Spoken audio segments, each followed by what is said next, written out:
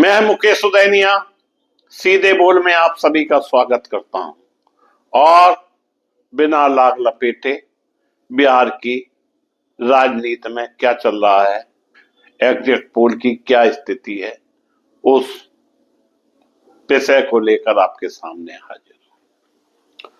दोस्तों, exit poll भी कुकरमुत्ता की तरह पूरे देश में बढ़ रहे हैं और ऐसे ऐसे नाम सामने आ रहे हैं जिसे लोग जानते पहचानते नहीं हैं। बिहार फिर एक बार भारतीय राजनीति के केंद्र में है, जहां एग्जिट पोल ने नतीजों से पहले ही सत्ता के गलियारों से लेकर सोशल मीडिया तक हलचल मचा रखी है। लगभग सभी एग्जिट पोल राज्य में एनडीए की बढ़त दिखा रहे हैं। दोस्तों, उनके मुताबिक एनडीए इस बार पूर्ण बहुमत के साथ बिहार में सरकार बनाने जा रही है और दिख भी रही है। इन अनुमानों के बीच असली सवाल यह है दोस्तों कि क्या ये सर्वे बिहार की जाति गणित और बदलते युवा मानस को सही पढ़ पा रहे हैं? यह एक बड़ा सवाल है। कई बार एग्जिट पोल और आखिर में परिणामों में अंतर देखा गया है, इसलिए यह साफ करना जरूरी है कि ये अंतिम परिणाम नहीं है। 2 चरणों में हुए मतदान के बाद बिहार में मतों की गिनती 14 नवंबर को होगी, यानी कल के भोर से गिनती प्रारंभ होगी। भोर का मतलब सुबह, और तभी आखिरी नतीजे सामने आएंगे। बिहार में विधानसभा की कुल 243 सीटें हैं। दोस्तों, राज्य में सरकार बनाने के लिए किसी भी दल या गठबंधन को 1 से 22 सीटों की जरूरत। चुनाव में सत्तारूढ़ एनडीए और महागठबंधन के बीच अहम मुकाबला है।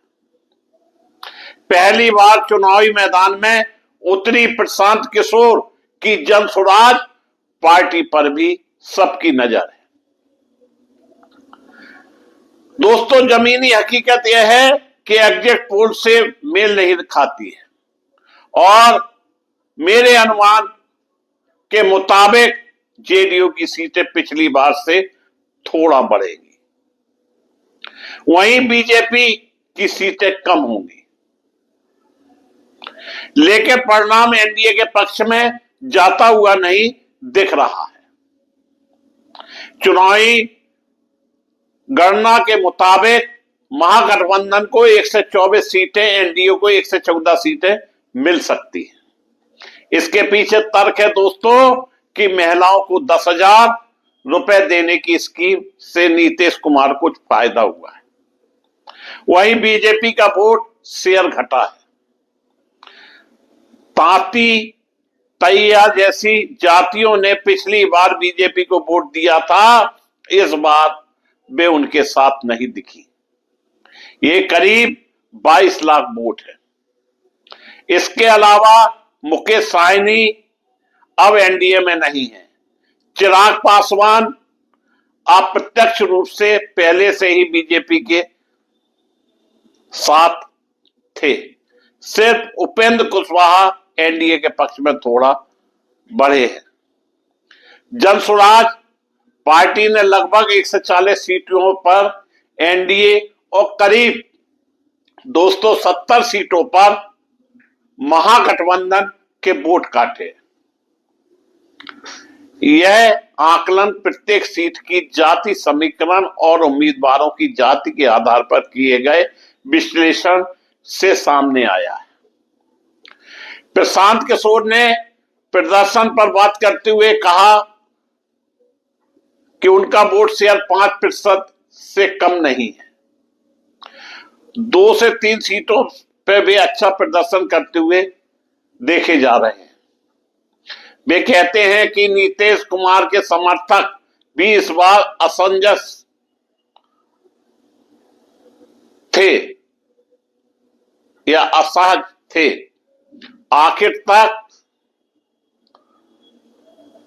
अमित शाह और प्रधानमंत्री मोदी ने स्पष्ट तौर पर नीतीश के नाम की घोषणा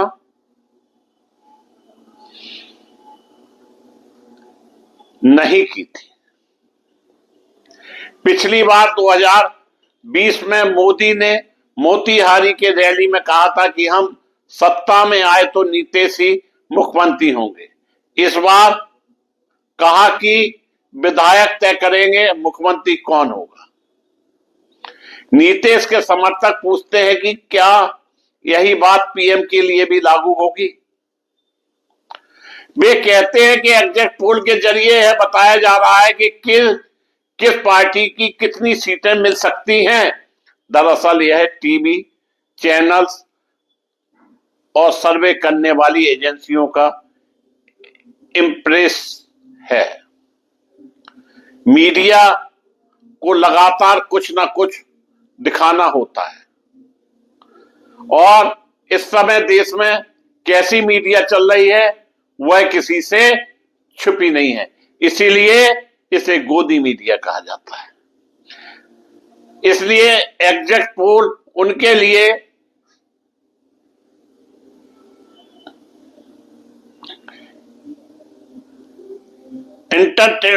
एंटरटेनमेंट का माध्यम बन जाते हैं। उनका कहना है कि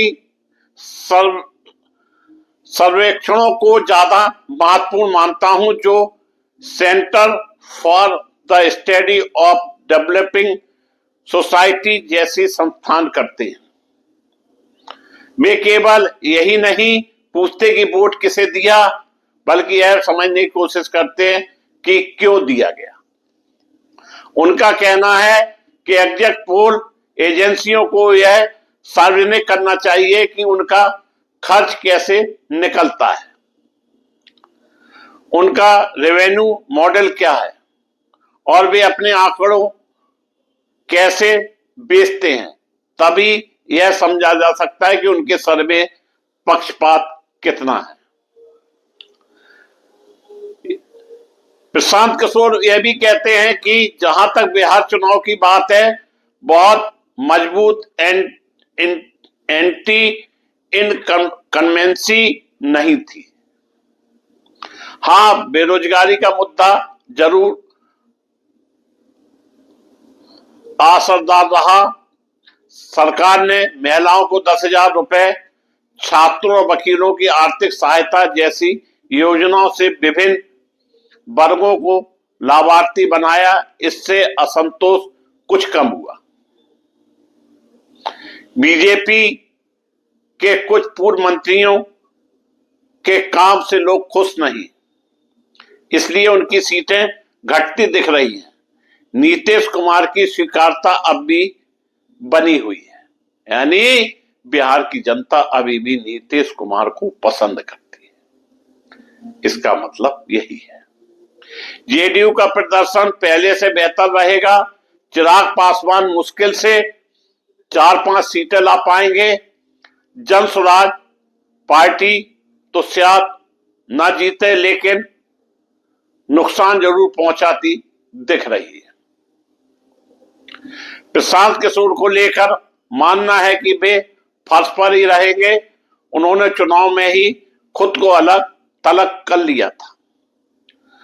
आम जनता का कहना है दोस्तों कि महागठबंधन के लिए बिहार में सरकार बनाना मुश्किल है।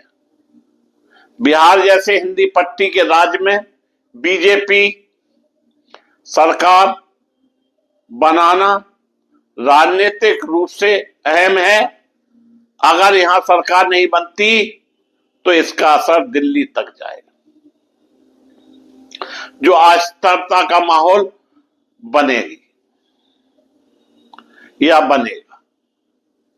बिहार में बिल्कुल वैसा ही माहौल है जैसा 400 सीटों के नारे के वक्त था। तब भी बात 2 से 40 पर अटक गई थी, यानी लगभग 60% तक सिमट गई थी। हमारे देश के प्रधानमंत्री लोकसभा चुनाव में कहा करते थे अब की बार 4 से पार, लेकिन 2 से 40 पर सिमट गई थी।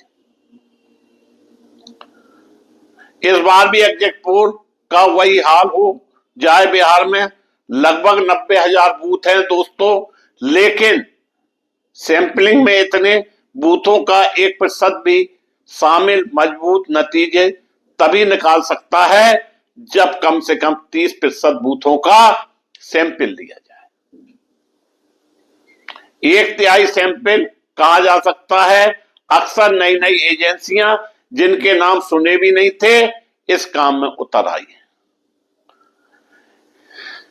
जिनके पास सोशल साइंस रिसर्च का अनुभव सिर्फ डेटा ऑपरेटर होते हैं, जिनके सर्वे में वैज्ञानिक सैंपलिंग और विश्लेषण की कमी रहती है।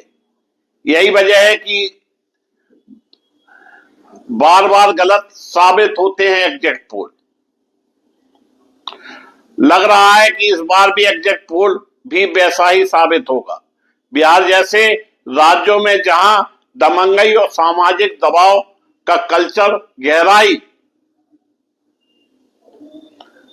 में मौजूद है दोस्तों, लोग मतदान केंद्र से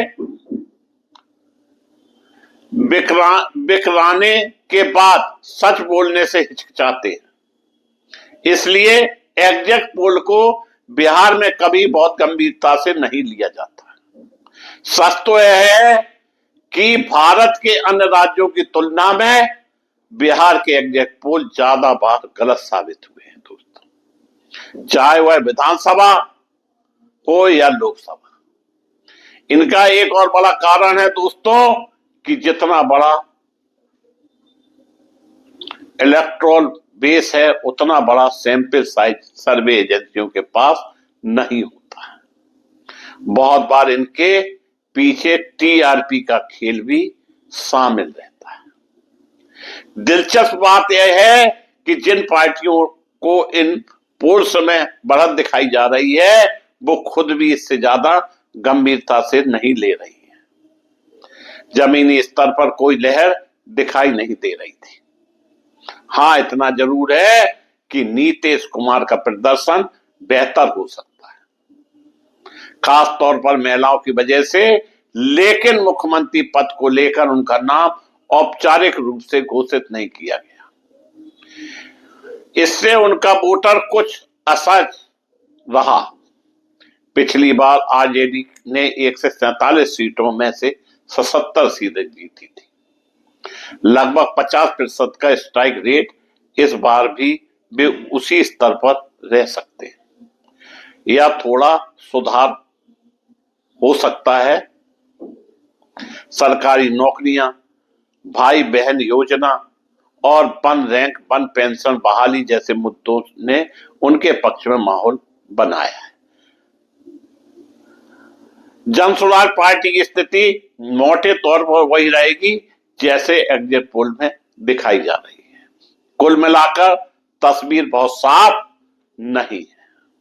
यह निश्चित रूप से कांटे का मुकाबला है। कोई भी दल बहुत स्पष्ट बहुमत में नहीं दिखता है। भले एग्जिट पोल कुछ भी कहें, प्रधानमंत्री मोदी की और अमित शाह की दर्जनों रैलियां बताती हैं कि एनडीए इस बार चुनाव को लेकर कितना संवेदनशील है। वे जानते हैं कि अगर बिहार जैसा बड़ा राज हाथ से निकल गया तो यह लोकसभा 2024 की तरह कोई फलूक नहीं माना जाएगा, बल्कि इसके बड़े राजनीतिक संकेत होंगे। नीतीश कुमार और चंद्रबाबू नायडू जैसे सहयोगी दलों के सहारे ही केंद्र की सरकार खड़ी है।